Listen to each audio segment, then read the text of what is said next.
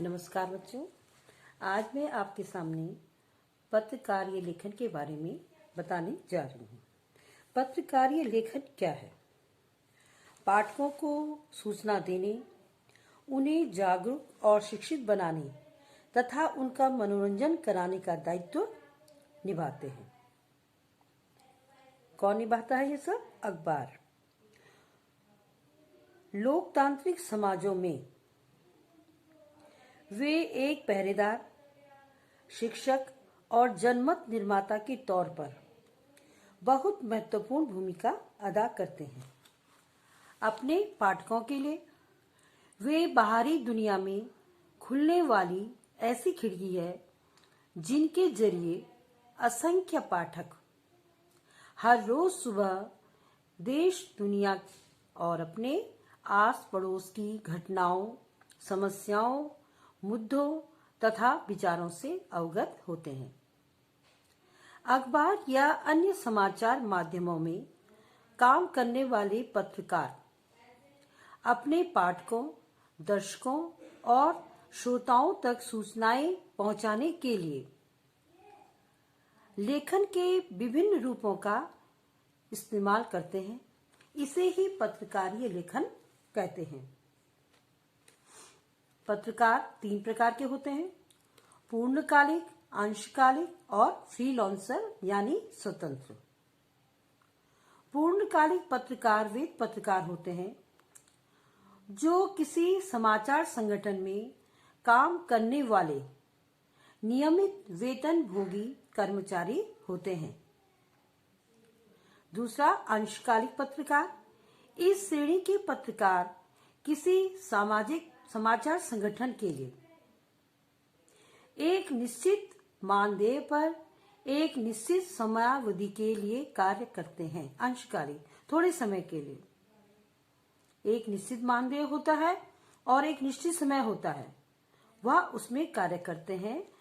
उन पत्रकारों को अंशकालिक पत्रकार कहा जाता है। फ्रीलांसर पत्रकार वे पत्रकार होते हैं जिनका संबंध किसी विशेष समाचार पत्र से नहीं होता, बल्कि वे भुगतान के आधार पर अलग अलग समाचार पत्रों के लिए लिखते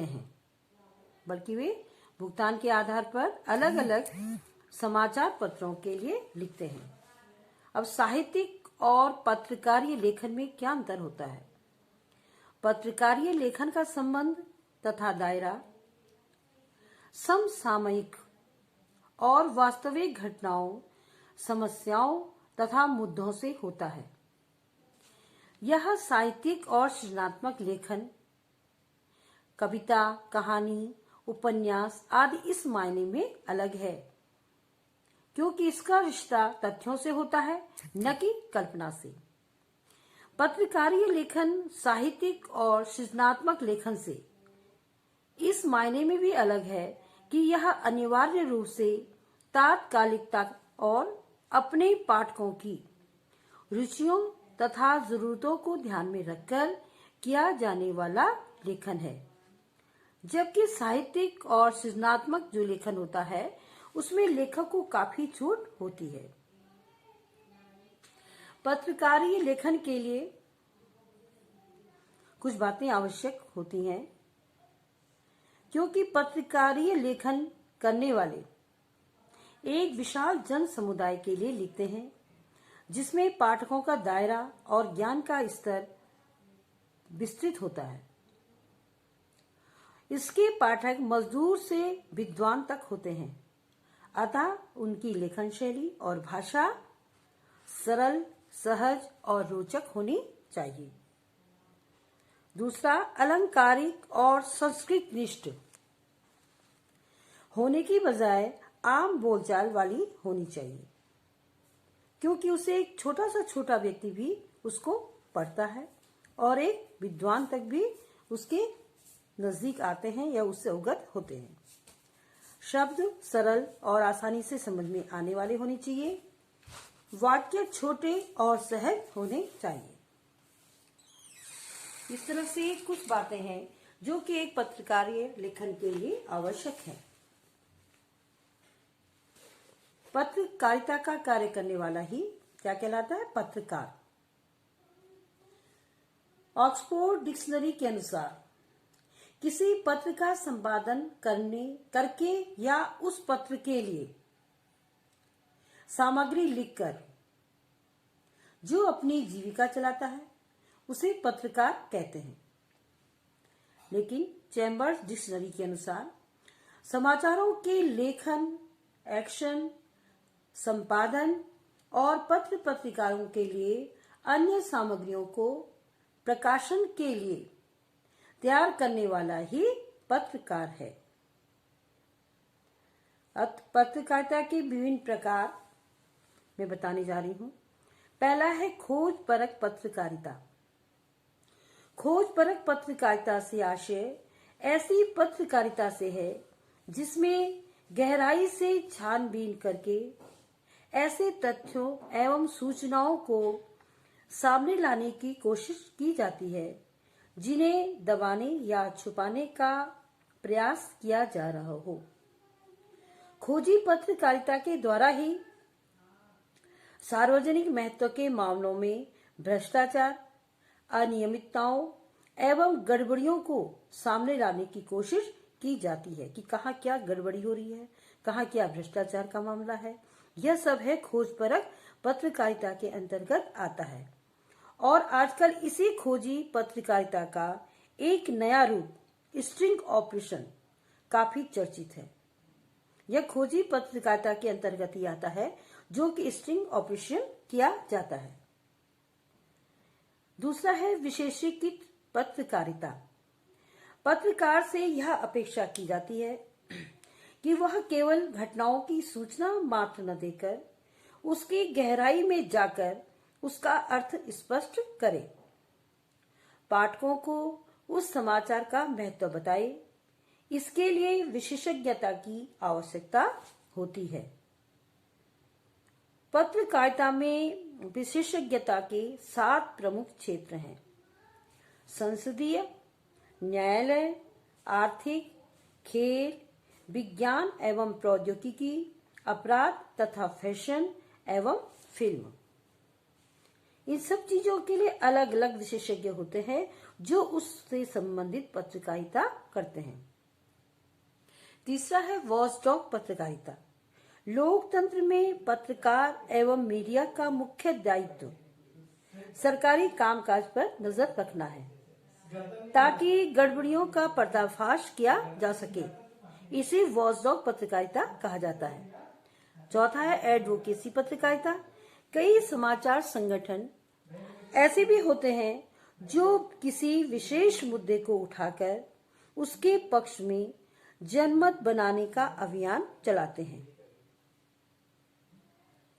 वह किसी एक मुद्दे को उठा देते हैं और फिर उसमें जनमत बनाया जाता है। जनमत बना करके अभियान चलाया जाता है कि कौन किसके पक्ष में है, उसका प्रतिशत निकाल करके ही फिर वह उस चीज को प्रकट करते हैं। वह एक कोई विशेष मुद्दा होता है। तो ऐसी पत्रकारिता को एडवोकेसी पत्रकारिता कहते हैं। पांचवा है वैकल्पिक मीडिया। जब मीडिया व्यवस्था के साथ तालमेल बैठाकर चलता है तब उसे मुख्य धारा का मीडिया कहा जाता है। इसके विपरीत जो मीडिया स्थापित व्यवस्था के विकल्प को सामने लाने और उसके अनुकूल वैकल्पिक सोच को अभिव्यक्त करता है उसे वैकल्पिक मीडिया कहा जाता है। ऐसा मीडिया जन सहयोग पर निर्भर रहता है क्योंकि उसे सरकार या व्यवस्था से कोई सहयोग नहीं मिलता। अब मैं आपको बताती हूँ कि एक पत्रकार का आचरण कैसा होना चाहिए। पत्रकार का आचरण व्यवहार सबके साथ कुशल होगा तभी वह एक अच्छा पत्रकार बन सकता है। राष्ट्रपिता महात्मा गांधी का कहना था, समाचार पत्र एक प्रचंड शक्ति है, परंतु जिस प्रकार निरंकुश जल का प्रभाव गांव डुबो देता है और सारी फसल का नाश कर देता है, उसी प्रकार निरंकुश लेखनी का प्रभाव भी सर्वनाश का सृजन करता है।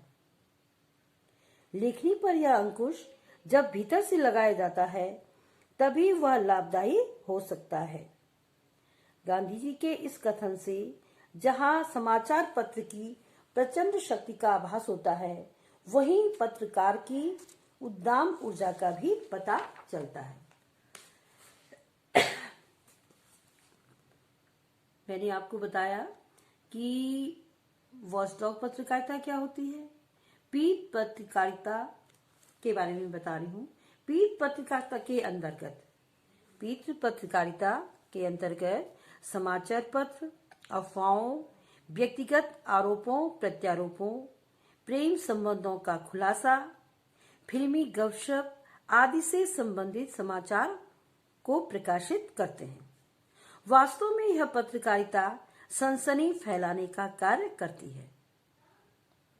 इस तरह की पत्रकारिता की शुरुआत 19वीं सदी के उत्तरार्ध में अमेरिका में हुई थी, जब वहां कुछ समाचार पत्रों के बीच पाठकों को आकर्षित करने के लिए आपस में संघर्ष प्रारंभ हो गया था। अभी मैंने आपको स्टिंग ऑपरेशन की बात की थी। स्टिंग ऑपरेशन क्या होता है? तो जब किसी टेलीविजन चैनल का पत्रकार जासूसी कैमरे के जरिए किसी गैर कानूनी, अवैध या असामाजिक गतिविधियों को प्रकट करता है, उसको अपने कैमरे में ले लेता है और अपने चैनल पर प्रसारित करता है, तो इसे स्टिंग ऑपरेशन कहा जाता है। बच्चों, मैंने आपको जनसंचार माध्यम के जरिए कई चीजें बताई हैं और उसके माध्यम क्या है, उनकी विशेषता क्या है, उनका प्रभाव क्या है। आशा है कि आपको यह सब समझ में आ गया होगा। अब मैं अपना पाठ समाप्त कर रही हूँ।